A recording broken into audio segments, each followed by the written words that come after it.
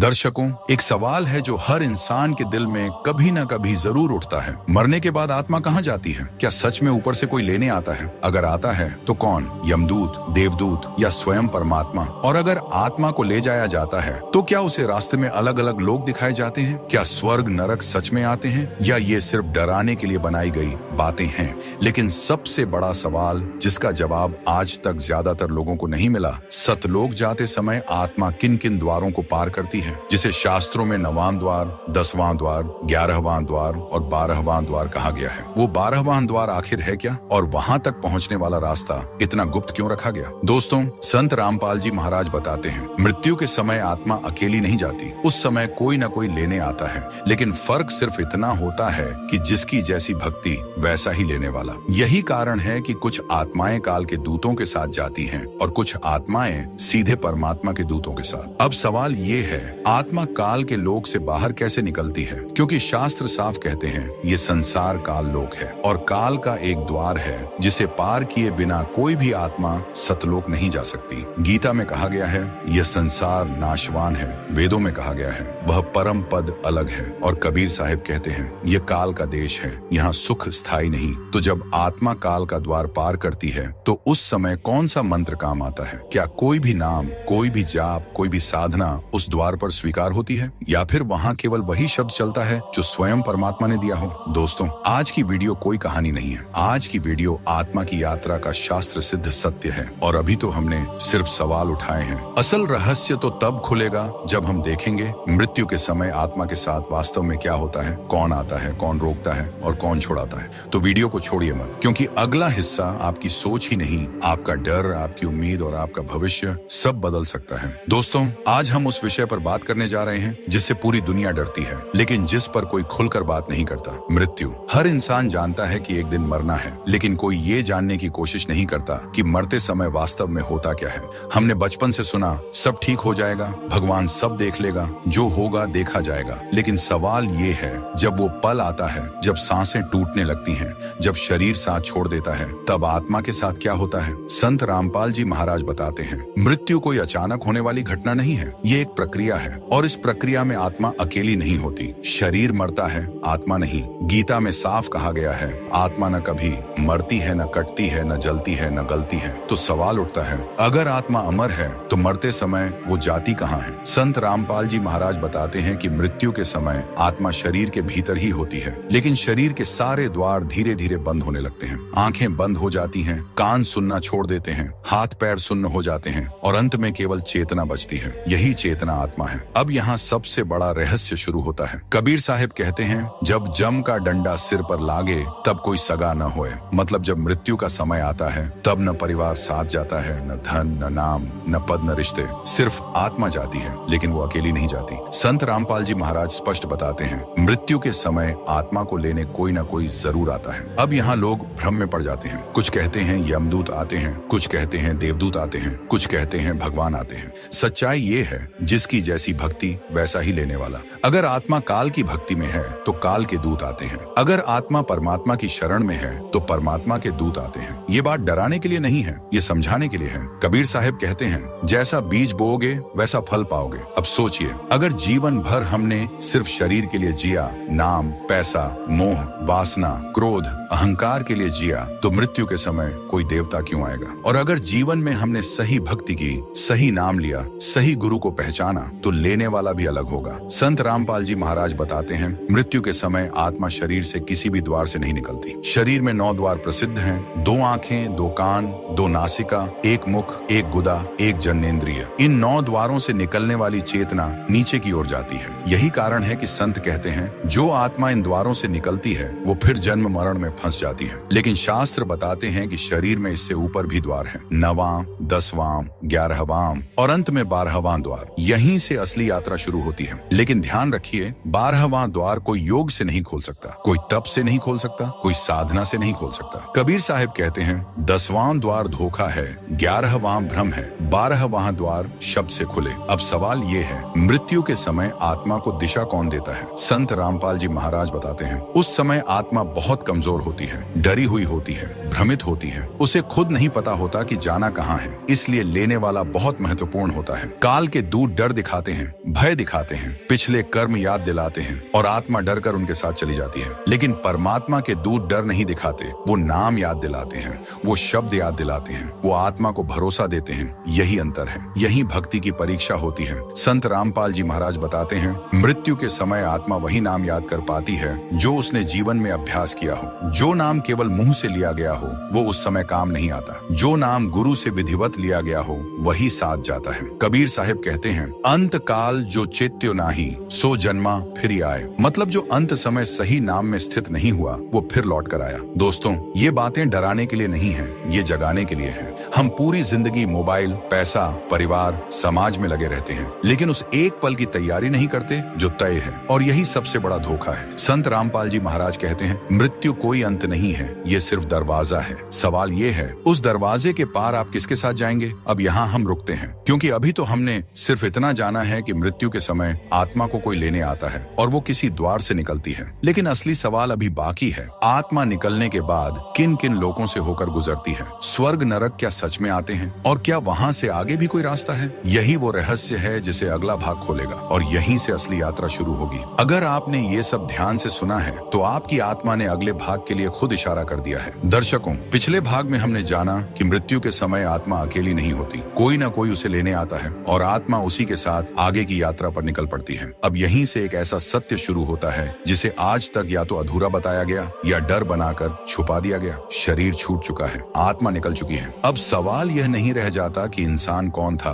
अब सवाल यह होता है कि आत्मा किस लोक की है। संत रामपाल जी महाराज बताते हैं, इस ब्रह्मांड में सिर्फ एक ही लोक नहीं है। यह जो हमें दिखाई देता है, ये पृथ्वी, आकाश, तारे, ग्रह, ये सब मिलकर भी पूरा ब्रह्मांड नहीं है। वेद कहते हैं ये सृष्टि अनेक लोकों में बंटी हुई है। गीता संकेत देती है कि ऊपर और नीचे कई लोक हैं, और कबीर साहिब स्पष्ट कहते हैं ये सारा क्षेत्र काल का है, यानी जिस संसार में हम रह रहे हैं ये काल लोक है। अब समझने वाली बात यह है कि मृत्यु के बाद आत्मा सीधे सतलोक नहीं जाती, बीच में कई पड़ाव आते हैं और उन्हीं पड़ावों को लोग स्वर्ग और नरक समझ लेते हैं। संत रामपाल जी महाराज बताते हैं, स्वर्ग और नरक स्थायी नहीं है, ये भोग लोक है। यहाँ आत्मा अपने अच्छे बुरे कर्मों का फल भोगती है। कबीर साहिब कहते हैं, स्वर्ग नरक सब झूठा भाई, आखिर फिर जमपुर आई। मतलब स्वर्ग में सुख भोग लिया, नरक में दुख भोग लिया, लेकिन अंत में आत्मा फिर काल के क्षेत्र में ही लौट आती है। यही सबसे बड़ा धोखा है जो इंसान नहीं समझ पाता। लोग सोचते हैं स्वर्ग मिल जाए बस, लेकिन कबीर साहिब चेतावनी देते हैं, स्वर्ग भी बंधन है, नरक भी बंधन है, दोनों से ऊपर एक और लोक है, सतलोक। अब प्रश्न उठता है,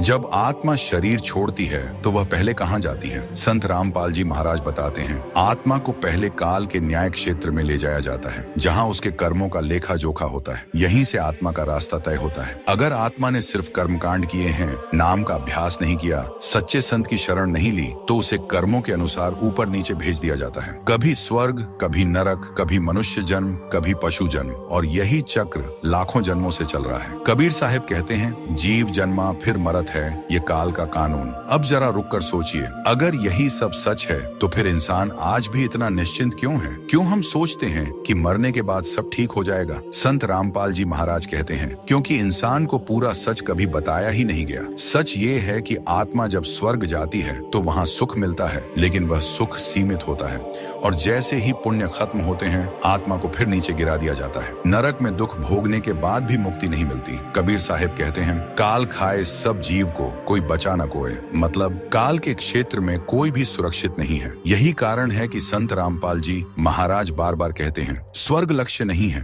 नरक से बचना लक्ष्य नहीं है, लक्ष्य है काल लोक से बाहर निकलना। और यही बात आज की भक्ति में गायब है। अब एक और महत्वपूर्ण बात समझिए, आत्मा को ये सारे लोग दिखाए जाते हैं, लेकिन ये यात्रा आत्मा अपनी मर्जी से नहीं करती, उसे वही दिखाया जाता है जहाँ उसे भेजा जाना होता है। काल के दूत आत्मा को भ्रम में रखते हैं, डर दिखाते हैं, भय और लालच दोनों का उपयोग करते हैं। कभी कहते हैं तेरे पुण्य बहुत हैं, स्वर्ग चल, कभी कहते हैं तेरे पाप बहुत हैं, नरक चल, और आत्मा उनके पीछे पीछे चल पड़ती है, क्योंकि उस समय आत्मा के पास कोई दूसरा सहारा नहीं होता। लेकिन संत रामपाल जी महाराज बताते हैं, जिस आत्मा ने सही नाम लिया होता है उसके साथ काल के दूत नहीं आते, उसके साथ परमात्मा के दूत आते हैं। और वही सबसे बड़ा फर्क है, क्योंकि परमात्मा के दूत आत्मा को स्वर्ग नरक में नहीं उलझाते। वे आत्मा को बताते हैं ये सब अस्थायी है, तुम्हारा घर इससे ऊपर है, यहीं से एक अलग ही यात्रा शुरू होती है। लेकिन दोस्तों, यहीं एक बहुत बड़ा सत्य सामने आता है। हर आत्मा इस स्तर तक नहीं पहुंच पाती, क्योंकि यहाँ से आगे एक ऐसा द्वार है जिसे पार करना सबके बस की बात नहीं। कबीर साहब कहते हैं, आगे पंथ कठिन है,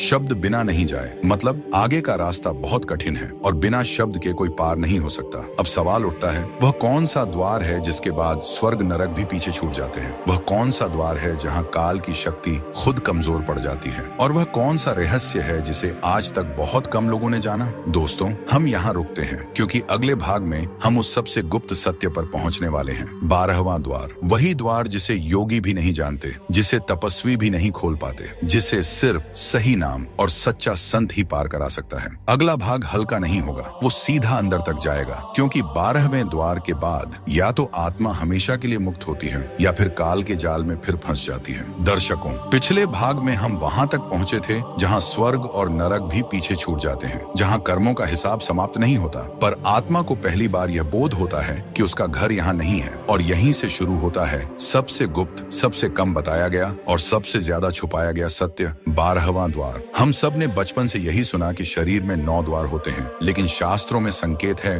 कि इनसे ऊपर भी द्वार हैं। कबीर साहब स्पष्ट कहते हैं, 9 द्वारे संसार है, 10वें भ्रम बसाए। मतलब 9 द्वारों में जो संसार दिखता है वह बंधन है, और जो 10वें तक पहुंचता है वह भी अभी भ्रम में है। यहीं से एक बहुत बड़ी गलतफहमी टूटती है। योग, ध्यान और प्राणायाम करने वाले अक्सर 10वें द्वार तक की अनुभूति को अंतिम सत्य मान लेते हैं। प्रकाश दिखा, अनाहत नाद सुनाई दिया, शांति महसूस हुई और इंसान समझ बैठता है कि उसे मोक्ष मिल गया। लेकिन कबीर साहब चेतावनी देते हैं, 10वां द्वार धोखा है। संत रामपाल जी महाराज इसी बात को बहुत स्पष्ट शब्दों में समझाते हैं। 10वां द्वार पार करके आत्मा अभी भी काल लोक के भीतर ही रहती है, क्योंकि काल की सीमा 10वें द्वार पर समाप्त नहीं होती। अब सवाल उठता है, अगर 10वां भी अंतिम नहीं तो फिर अंतिम द्वार कौन सा है? उत्तर है 12वां द्वार, और यहीं से असली भक्ति और नकली भक्ति का फर्क शुरू होता है। 12वां द्वार कोई शारीरिक छेद नहीं है, यह कोई स्थान नहीं है जिसे उंगली से दिखाया जा सके। ये चेतना का वह स्तर है जहाँ काल की सत्ता समाप्त होती है और परमात्मा का क्षेत्र शुरू होता है। कबीर साहब कहते हैं,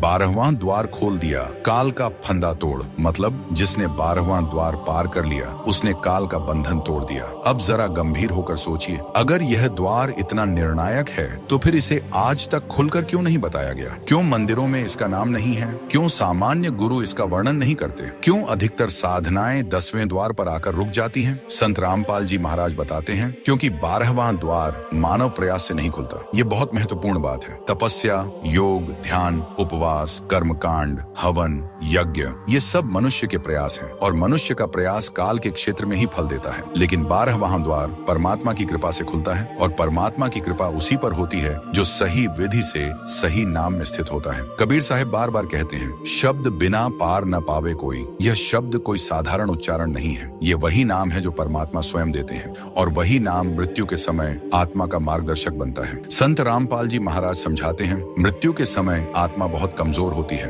वह अपने ज्ञान से नहीं अपने अभ्यास से चलती है। जो जीवन भर जिस नाम में रहा, मृत्यु के समय वही नाम स्वतः सक्रिय हो जाता है, और यही वह क्षण होता है जब 12वां द्वार या तो खुलता है या फिर हमेशा के लिए बंद हो जाता है। अब यहाँ एक और गहरा सत्य समझिए, काल लोक में हर चीज दिखावे पर आधारित है। प्रकाश भी दिखावा है, सुख भी दिखावा है, शांति भी सीमित है। इसलिए कबीर साहब कहते हैं, ये सब काल का खेल है। 12वां द्वार इस खेल के बाहर का द्वार है। यहाँ पहुँचते ही आत्मा पर काल का अधिकार समाप्त हो जाता है। लेकिन यही वह बिंदु है जहाँ काल सबसे ज्यादा विरोध करता है, क्योंकि अगर आत्मा यहाँ से निकल गई तो काल की सत्ता उस पर कभी नहीं चलेगी। इसीलिए संत रामपाल जी महाराज कहते हैं, काल लोक में सही भक्ति को सबसे ज्यादा बदनाम किया जाता है, क्योंकि सही भक्ति सीधे 12वें द्वार तक ले जाती है। अब सवाल उठता है, क्या हर आत्मा इस द्वार तक पहुंच सकती है? उत्तर है हाँ, लेकिन शर्तों के साथ। कबीर साहब कहते हैं, बिना तत्वदर्शी गुरु पंथ न पावे कोय। मतलब बिना उस संत के जो स्वयं शास्त्रों के अनुसार सत्य को जानता हो, कोई भी 12वें द्वार का मार्ग नहीं पा सकता। यही कारण है कि संत रामपाल जी महाराज इतनी जोर देकर कहते हैं, सिर्फ भक्ति काफी नहीं है, सही भक्ति चाहिए। सिर्फ श्रद्धा काफी नहीं है, सही विधि चाहिए। सिर्फ भावना काफी नहीं है, सही नाम चाहिए। और यही बात लोगों को छुपती है, क्योंकि यह ज्ञान झूठी संतुष्टि तोड़ देता है। ये कह देता है, जो तुम कर रहे हो वह अच्छा है लेकिन अंतिम नहीं है। दोस्तों, ये सुनना आसान नहीं होता, लेकिन सत्य आसान होने के लिए नहीं होता, मुक्ति देने के लिए होता है। अब यहाँ हम एक बहुत निर्णायक मोड़ पर खड़े हैं। हम जान चुके हैं 9 द्वार बंधन है, 10वां भ्रम है, 11वां भी पूर्ण नहीं और 12वां वह द्वार है जहाँ से काल का क्षेत्र समाप्त होता है। लेकिन अभी एक बहुत बड़ा प्रश्न बाकी है। अगर 12वां द्वार काल की सीमा है तो फिर काल का द्वार क्या है? काल आत्मा को यहाँ तक आने देता है लेकिन आगे क्यों रोकता है? वह आखिरी जाल कौन सा है जिसमें अधिकतर आत्माएं फंस जाती हैं? और वह कौन सा नाम है जो उस जाल को एक क्षण में काट देता है? दोस्तों, पिछले भाग में हम उस बिंदु तक पहुंचे थे जहां आत्मा 12वें द्वार के सामने खड़ी होती है, वहीं जहां काल की सीमा समाप्त होती दिखाई देती है और सतलोक का मार्ग आरंभ होने वाला होता है। लेकिन यहीं एक ऐसी सच्चाई सामने आती है जिसे जानकर मन कांप जाता है, क्योंकि यहाँ आकर पता चलता है कि काल हार नहीं मानता। कबीर साहब कहते हैं, काल बड़ा बलवान है, साधु साधु खाए। मतलब काल इतना शक्तिशाली है कि बड़े बड़े साधकों को भी अपने जाल में फंसा लेता है। अब सवाल उठता है, ये काल है कौन? आज की दुनिया में काल को समय समझ लिया गया है, लेकिन शास्त्रों में काल केवल समय नहीं है। गीता संकेत देती है कि काल एक सत्ता है, एक शासक है, एक ऐसा प्रभु जिसके अधीन यह पूरा संसार चल रहा है। कबीर साहब उसे धर्मराज, यम, ब्रह्म, क्षर पुरुष अलग अलग नामों से बताते हैं, लेकिन सच्चाई एक है। ये वही सत्ता है जिसके लोक में हम जन्म लेते हैं, कर्म करते हैं और फिर मर जाते हैं। संत रामपाल जी महाराज स्पष्ट करते हैं, ये पूरा ब्रह्मांड काल लोक है और इस लोक का एक द्वार है जिसे पार किए बिना कोई भी आत्मा सतलोक नहीं जा सकती। इसी द्वार को काल का द्वार कहा जाता है। अब ध्यान से समझिए, जब आत्मा 9 द्वारों से ऊपर उठकर 12वें द्वार तक पहुंचती है तो वह अभी भी काल की निगरानी में होती है, क्योंकि काल जानता है अगर आत्मा इस बिंदु से आगे निकल गई तो फिर वह उस पर कभी अधिकार नहीं कर पाएगा। इसलिए काल अपना अंतिम और सबसे खतरनाक जाल यहीं बिछाता है। कबीर साहब कहते हैं, काल ने ऐसा जाल बिछाया, संत भी फंसे आए। अब ये जाल क्या है? ये कोई रस्सी नहीं है, ये कोई डरावना दृश्य नहीं है, ये भ्रम है। काल का अंतिम हथियार भ्रम है। वह आत्मा को अलग अलग रूप दिखाता है, कभी प्रकाश का, कभी देवता का, कभी बड़े गुरु का, कभी स्वयं भगवान जैसा। और आत्मा जो जीवन भर अधूरी भक्ति में रही होती है वह इन दृश्यों में उलझ जाती है। कबीर साहिब चेतावनी देते हैं, तेज पुंज ब्रह्म का रूप धोखे में मत आए। मतलब जो तेज दिखाई दे, जो प्रकाशमय दिखे,